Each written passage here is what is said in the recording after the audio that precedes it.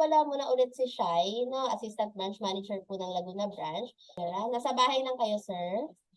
Nasa kan po kami, ma'am, sa province. Ay, pero wala po kayong ganap ngayon or work, ganon. Wala po, ma'am. Sir, quick meeting lang po ito, no? Kasi may i-discuss lang po ako about sa feedback ng ating visa lodgement. Yes, ma'am.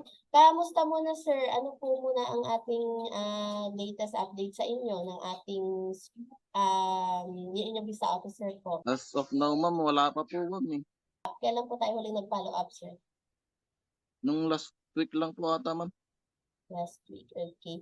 So, ayun, sir, yung feedback, ano na kasi sila, nag-send sila ng feedback sa amin. Hindi ko lang alam kung baka hindi mo pa na-check yung email mo, no? Yes, Pero ma'am. sabi nila kasi, ay last nyo na po yun, no? Kasi po, approved na po yung inyong visa, Sir Joseph.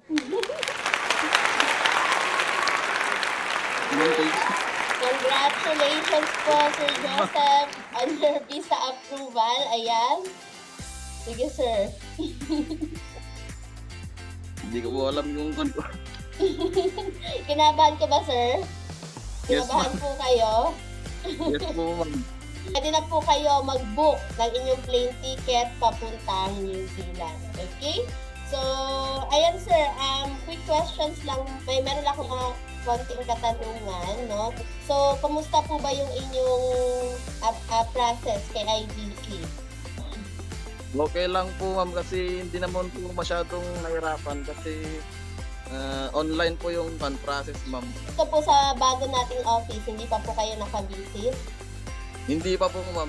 Okay. So, ayan, sir, no, kung may time ka man, welcome na welcome po kayong mag-visit ulit dito sa office dito para makapunta po kayo dito sa bago nating office. Okay? Yes po, mabibisit po ako dyan. Sige, sir. Bali po, may gusto po ba tayong sabihin sa inyong mga fellow dreamers na gusto din pong makapunta sa New Zealand?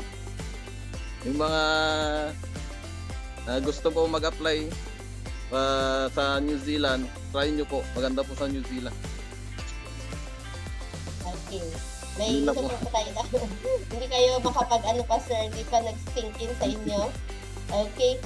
Ano pong masasabi natin sa IBC, pati na din po sa inyong mga mahal sa buhay? Sa lahat po ng staff ng IBC, salamat po kasi approve na po ako. Sa family ninyo, sir? Ibabalita ko pa lang po, ma'am. Okay. Wala po dyan yung inyong asawa?